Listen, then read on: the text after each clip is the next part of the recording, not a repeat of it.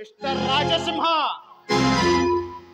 ఓ సింహ, అలాగే ఎవరు కావాలి మీకు? మీతో పనుండే వచ్చాను. నాతో పని ఏమిటో చెప్పండి. సార్, నేను ఆర్కేకి వ్యతిరేకంగా ఓట్లు వేయించానని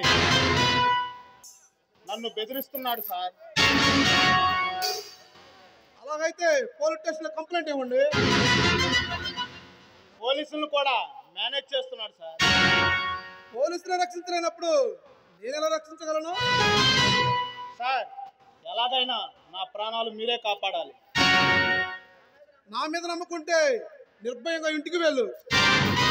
అలాగే సార్, మీరు పోలీసులకే సింహ స్వప్నం అని విన్నాను. ఓకేనా?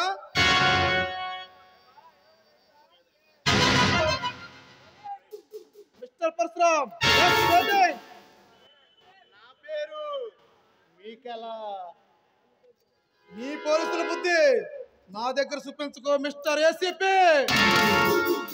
వా, అయితే నా గురించి మొత్తం తెలుసుకున్నావు అన్నమాట. ఏసీపీ పరశురామ్, నువ్వు నా దగ్గరకు వచ్చి రక్షించమని అడుగుతున్నావు అంటే నీ తెలివికి నా హ్యాండ్స్ అప్. అలాగే రాజా. నా పేరు నీ పేరే కాదు సింహ, నీ చరిత్ర మొత్తం తెలుసు. నీ ప్రియురాల్ని చంపిన వాడి కోసం ఎలా మారావని కూడా తెలుసు. మిస్టర్ పరశురామ్, నీలాంటి సిన్సియర్ పోలీస్ ఆఫీసర్ ఉండబట్టే ఈ దేశంలో కొంత న్యాయమైన బ్రతికుంది. మిస్టర్ సింహ, నువ్వు చేస్తున్న పనులు, నువ్వు సాగిస్తున్న సంగ్రామం, ఇవన్నీ చట్టం దృష్టిలో నేరమని నీకు తెలియదా? మిస్టర్ రావ్, నాకు తెలిసి నేను ఏ తప్పు చేయలేదు.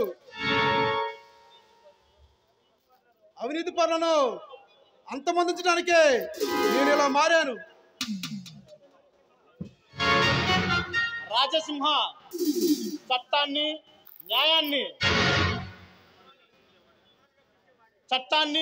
న్యాయాన్ని ధర్మాన్ని రక్షించేవాడే ఈ పోలీస్.